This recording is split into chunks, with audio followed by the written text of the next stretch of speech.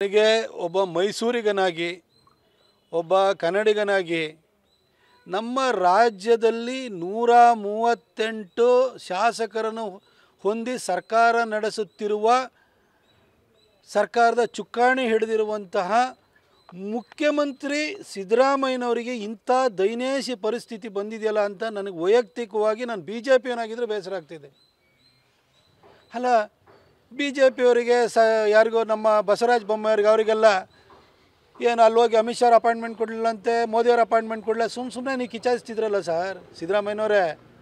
Sir, ನೀವು ಮೈಸೂರಿನ ಸಿದ್ದರಾಮಯ್ಯನ ಹುಂಡಿನಲ್ಲಿ ಹುಟ್ಟಿದಂಥವ್ರು, ಏನು ನಾವು ನಿಮ್ಮನ್ನು ಹುಲಿ ಅಂತ ಅಂದ್ಕೊಂಡಿದ್ರು. ನೀವು ಇಂದಿರಾ ಗಾಂಧಿಯವ್ರ ಕಾಲದಲ್ಲಿ ರಾಜಕಾರಣವನ್ನು ಆರಂಭ ಮಾಡಿದವರು. ಆ ಇಂದಿರಾ ಗಾಂಧಿಗೂ ಬಿಡ್ತಾ ಇರಲಿಲ್ಲ ನೀವು. ಅವ್ರ ಸೊಸೆ ಸೋನಿಯಾ ಗಾಂಧಿಗೂ ಬಿಟ್ಟಿಲ್ಲ, ಹಿಂದೆ ರಾಜೀವ್ ಗಾಂಧಿಗೂ ಟೀಕೆ ಮಾಡ್ಕೊಂಡು ಬಂದವರು. ಇವತ್ತು ನೀವು ಇಂದಿರಾ ಗಾಂಧಿ ಮೊಮ್ಮಗ ಅವನ ಅಪಾಯಿಂಟ್ಮೆಂಟ್ ಕೇಳ್ಕೊಂಡು ಡೆಲ್ಲಿಗೆ ಹೋಗ್ತೀನಿ, ಕೊಟ್ಟರೆ ಮೀಟ್ ಆಗ್ತೀನಿ, ಇಲ್ಲ ಅಂತಂದರೆ ಅಲ್ಲೇ ಕರ್ನಾಟಕ ಭವನದಲ್ಲಿ ಮಲ್ಕೊಂಡು ಎದ್ದು ಬರ್ತೀನಿ ಅಂತ ಹೇಳ್ತಿರಲ್ಲ. ನಾವು ನಿಮ್ಮನ್ನು ಹುಲಿ ಅಂತ ಅಂದ್ಕೊಂಡಿದ್ದು ಸರ್. ಹುಲಿಯಾ ಅಂತಿದ್ರು, ನೀವು ಹುಲಿಯಾನ ಇಲಿಯಾನ ನನಗಂತ ಡೌಟ್ ಆಗ್ತಿದೆ ಸರ್. ನೀವು ಹೋಗಿ ಆ ರಾಹುಲ್ ಗಾಂಧಿದ ಅಪಾಯಿಂಟ್ಮೆಂಟು ಅದು ಕೊಟ್ಟರೆ ಮೀಟ್ ಆಗಿಬಿಡ್ತೀನಿ ಅಂತ ಹೇಳ್ತಾ ಇದ್ದೀರಿ ನೀವು. ಏನು ಸರ್ ನಿಮ್ಮ ಪರಿಸ್ಥಿತಿ? ಇಲ್ಲಿಗೆ ಇಳಿದೋಗ್ಬಿಡ್ತಲ್ಲ. ಇದು ಕರ್ನಾಟಕ ರಾಜ್ಯಕ್ಕೆ ಕಾಂಗ್ರೆಸ್ ಮಾಡ್ತಿರುವಂಥ ಅವಮಾನ ಇದು.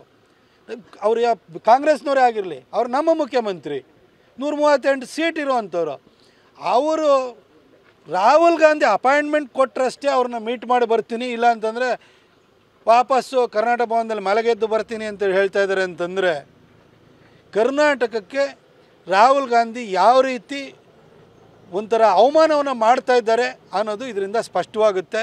ಸಿದ್ದರಾಮಯ್ಯನವರೇ, 2013ರಲ್ಲಿ ನೀವು ಮುಖ್ಯಮಂತ್ರಿ ಆದಾಗ ನಿಮ್ಮ ಕದರ ಹೆಂಗಿತ್ತು?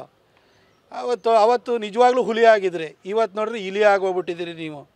ನಿಮ್ಗೆ ಈ ಥರ ಸ್ಥಿತಿ ಬರಬಾರ್ದಿತ್ತು ಸರ್. ಅಧಿಕಾರ ಉಳಿಸ್ಕೊಳ್ಳೋದಕ್ಕೋಸ್ಕರ ರಾಹುಲ್ ಗಾಂಧಿ ಬಚ್ಚ ನೀವು, ಅವರ ಅಜ್ಜಿಗೆ ನೀವು ಟೀಕೆ ಮಾಡ್ತಾಯಿದ್ದವರು ತುರ್ತು ಪರಿಸ್ಥಿತಿ ಏರಿದಾಗ. ನೀವು ಹೋಗಿ ಅವ್ರ ಅಪಾಯಿಂಟ್ಮೆಂಟ್ ಕೇಳ್ತೀನಿ ಅಂತ ಹೇಳ್ತಿರಲ್ಲ ಸರ್, ನಮಗೆ ಬೇಸರ ಆಗುತ್ತೆ ಸರ್. ನಿಮಗೆ ಒಂದು ಅಧಿಕಾರಕ್ಕೋಸ್ಕರ ಯಾವುದೋ ಆಕೆ ಮೊಮ್ಮಗನ ಪಾದ ಪೂಜೆ ಮಾಡಬೇಕಾದಂಥ ಸ್ಥಿತಿ ಬಂದಿದೆಯಲ್ಲ, ಅವ್ರ ಮನೆ ಗೇಟ್ ಕಾಯೋಂಥ ಪರಿಸ್ಥಿತಿ ಬಂದಿದೆಯಲ್ಲ ಸರ್. ನಿಜಕ್ಕೂ ಇದು ದುರ್ದೈವದ ಸಂಗತಿ. ಇದು ಕರ್ನಾಟಕದ ಜನರ ಪಾಲಿಗೆ ಇದೊಂದು ಜನರಿಗೆ ಕಾಂಗ್ರೆಸ್ ಮಾಡ್ತಿರುವಂತಹ ಅವಮಾನ ಅಂತ ನಾನು ಭಾವಿಸ್ತೀನಿ.